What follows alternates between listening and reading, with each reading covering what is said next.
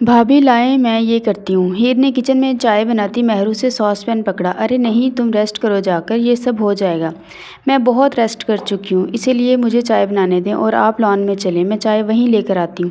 چلو ٹھیک ہے، بناؤ تم، میں چلی جاتی ہوں۔ مہرو مسکراتی ہوئی باہر نکل گئی۔ کچھ دیر بعد ہیر بھی چائے کی ٹرے لان میں لے آئی۔ آج کل موسم کافی اچھا ہے نا؟ مہرو نے ارد گرد دیکھتے ہوئے ہیر کی رائے لی۔ اچھا ہے۔ وہ اپنا کپ لیے چیئر پر بیٹھی۔ جھیل والی سائڈ پر گئی ہو کبھی؟ چند منٹ کی خاموشی کے بعد مہرو نے پوچھا۔ کئی بار۔ اب بھی جانے کو دل کرتا ہے کیا؟ نہیں، ہیر نے نفی میں گردن ہلائی۔ کیوں؟ اگر انسان اندر سے خوش اور مطمئن ہو تو سب کچھ کرنے کو دل کرتا ہے، ورنہ نہیں۔ ہیر، یشب۔ بھابھی پلیز، مجھے ان کے بارے میں کوئی بات نہیں کرنی۔ کیوں نہیں کرنی ہیر؟ یشب نہ صرف تمہارا شوہر ہے بلکہ اب تو وہ تمہارے ہونے والے بچے کا باپ بھی ہے۔ اس سے کیا ہوگا؟ جب انہیں میرے وجود سے سروکار نہیں تو پھر اس بچے سے کیا ہوگا، وہ جو صرف ایک لمحاتی غلطی کا نتیجہ ہے؟ ایسے مت کہو ہیر، میں مانتی ہوں یشب غلط کر رہا ہے تمہارے ساتھ، مگر تم اس کی بیوی ہو، اس کی نسل کی امین ہو، پھر کیسے اسے تم سے یا اس بچے سے کوئی سروکار نہیں؟ اچھا ایک بات پوچھوں، سچ سچ بتاؤ گی نا بڑی بہن سمجھ کر؟ جی پوچھیں۔ تم یشب کو پہلے سے جانتی تھی؟ میرا مطلب نکاح سے پہلے۔ آپ سے کس نے کہا؟ میں ان کو جانتی ہوں۔ ہیر نے سوالیہ نظروں سے مہرو کو دیکھا۔ یشب نے؟ یشب خان نے؟ وہ حیران ہوئی۔ اسی نے بتایا۔ کب؟ کہاں؟ جھیل کے پاس۔ ہیر منہ کھولے ساکت تھی۔ تو کیا اس شخص کو وہ سرسری سی ملاقات ابھی تک یاد تھی؟ کیا ہوا؟ کچھ غلط کہا میں نے؟ مہرو اس کی شکل دیکھ کر بولی۔ نہیں، اصل میں ہیر، میں تمہیں پچھلے 6 سال سے جانتی ہوں، جب تم پہلی بار یشب سے ملی تھی۔ ہیر نے حیرت سے مہرو کو دیکھا۔ اصل میں یشب نے تمہارے بارے میں مجھے سب کچھ بتا دیا تھا۔ وہ اس ملاقات کے بعد کئی بار وہ جھیل کے پاس تم سے ملنے اس امید سے گیا تھا کہ مگر تم دوبارہ نہیں ملی۔ یشب ان دنوں لندن میں پڑھ رہا تھا اور چھٹیوں پر آیا تھا جب تم اسے پہلی بار ملی۔ ہر بار وہ چھٹیوں پر آتا اور تو جھیل کے کنارے ضرور جاتا، مگر تم نے دوبارہ اس سے ملنا نہیں تھا، سو نہیں ملی۔ وقت کے ساتھ ساتھ یہ بات بھی ماضی کا حصہ بن گئی۔ میں نے پھر دوبارہ کبھی یشب سے تمہارے بارے میں نہیں پوچھا، کیونکہ حدید کے آنے کے بعد میں کافی سے زیادہ مصروف ہو چکی تھی، اور سچ پوچھو تو میں اس بات کو بھول ہی چکی تھی۔ جس روز تم پنچایت سے آئی اس روز مجھے تمہارے پورے نام کا سن کر شوق لگا تھا، کیونکہ یشب کو جو لڑکی 6 سال پہلے ملی تھی جسے وہ پسند کرنے لگا تھا، اس کا نام بھی ہیر دلاور خان تھا۔ تب میں نے یشب سے ہی کنفرم کیا تھا تم وہی ہیر ہو جو اسے جھیل پر ملی تھی۔ اس کے اقرار کے بعد میرے دل میں جو تھوڑا بہت میل تھا وہ بھی ختم ہو چکا تھا، اور یقین مانو ہیر، جہاں تک میرا خیال ہے یشب تم پر صرف ظاہری غصہ کرتا ہے، اندر سے وہ بھی۔ بھابھی، یشب کی آواز پر جہاں مہرو کو بریک لگی وہاں ہیر بھی کھلا منہ بند کرتی سر جھکا گئی۔ یشب تم؟ جی میں؟ کون سی کہانیاں سنا کر دل بہلا رہی ہیں اس کا؟ وہ طنز کرتا ہوا ہیر کی طرف آیا۔ اور تم یہ معصوم سی شکل بنا کر سب کی ہمدردیاں سمیٹ کر میرے خلاف کر دو گی تو یہ تمہاری بھول ہے۔ یشب چپ ہو جاؤ تم، یوں چیخ کر اپنا غصہ ہیر پر نکال کر کس کو دھوکہ دے رہے ہو؟ خود کو، ہیر کو، یا ہم سب کو؟ مان کیوں نہیں لیتے کہ ہیر آج بھی تمہارے دل میں؟ بس اس سے آگے کچھ نہیں۔ یشب نے ہاتھ اٹھا کر مہرو کی بات کاٹی۔ میرے دل میں آپ کی ہیر کبھی نہ تھی اور نہ ہی کبھی ہوگی، غور سے سن لیں، اس لیے ان باتوں سے اس کا جی مت بہلائیں کیونکہ میں اسے… خان جی، وہ بڑے مردان خانے میں یشب کی ایک خونخوار نظر نے سکینہ کی بولتی بند کی۔ وہ جانتی تھی وہ کیا کر چکی ہے۔ مہرو عشاء کی نماز پڑھ کر ہٹی تھی جب گل اجازت مانگتی اندر داخل ہوئی۔ مہرو باجی، ہیر بیوی کو چھوٹے خان بلا رہے ہیں۔ ہیر پیغام پر میگزین کا صفحہ پلٹتا ہاتھ ایک لمحے کو رکا تھا۔ مہرو ایک نظر اسے دیکھ کر گل کو اچھا کہہ کر رخصت کیا اور خود ہیر کی طرف آئی۔ ہیر جاؤ، یشب بلا رہا ہے۔ میں نہیں جاؤں گی بھابھی۔ ہیر دیکھو، تم اس کی بیوی ہو، سب کو پتہ چل چکا ہے کہ تم یشب کے بچے کی ماں بننے والی ہو، پھر یوں کمرہ الگ کر کے کیوں دوسروں کو باتیں کرنے کا موقع دے رہی ہو؟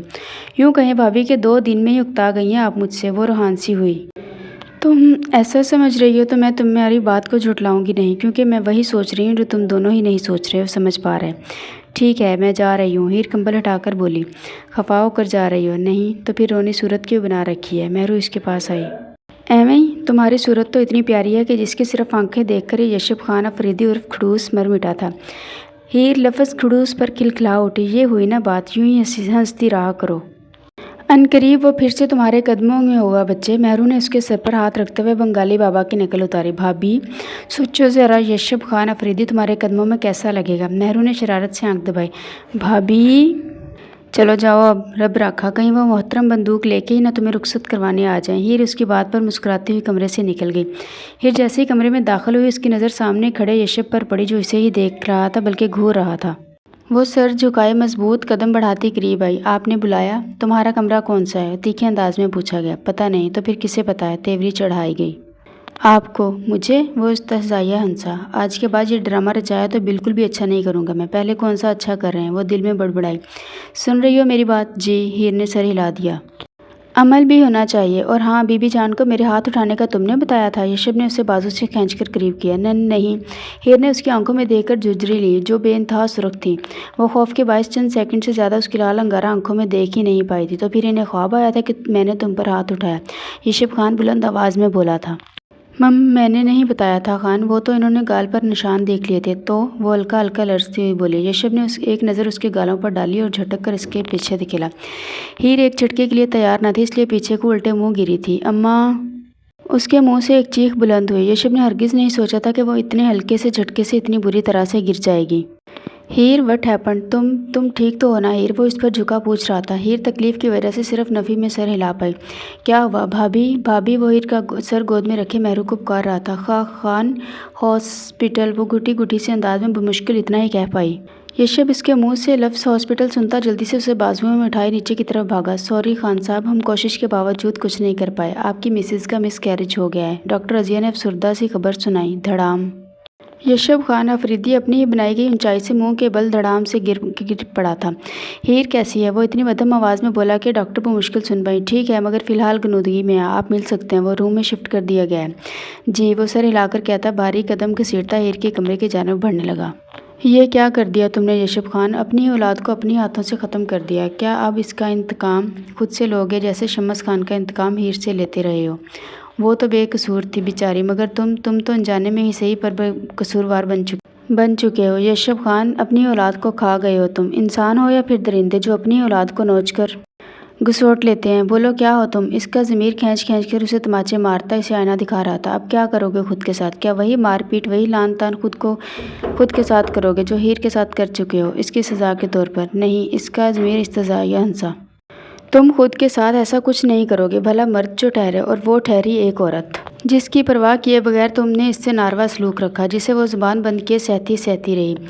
تمہیں پرواہ ہی کب تھی اس کی جو یہ تمہاری شکل اب اتری ہوئی ہے؟ تمہاری آنکھوں میں نمی ہے تو یہ پچھتاوا ہے تمہارا اپنی اولاد کو کھونے کا، نہ کہ ہیر کے ساتھ برے رویے کا۔ نہیں، میں ہیر سے، یشب تڑپ کے بڑبڑایا۔ کیا ہیر سے؟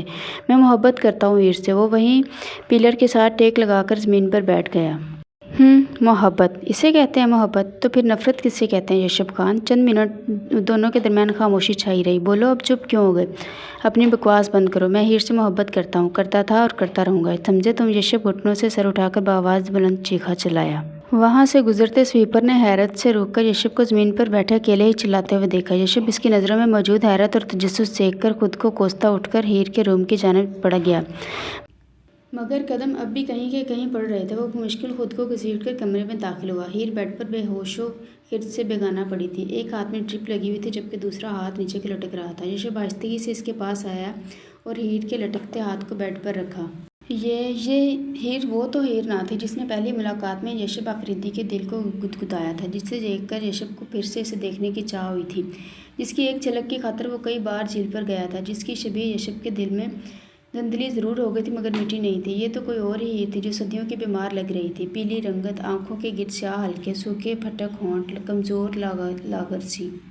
یشب کو یاد آیا جب وہ اسے تہہ خانے سے نکال کر کمرے میں لایا تھا تو رات کے اندھیرے میں زمین پر اوندھے منہ گری تھی، اور یشب اس کی بھری بھری ہتھیلی جسامت پر چوٹ کی تھی اور کرین منگوانے کا مشورہ دیا تھا، اور اب تو وہ اس ہیر سے عادی رہ چکی تھی۔ یشب کے دل کو کسی نے مٹھی میں جکڑا تھا۔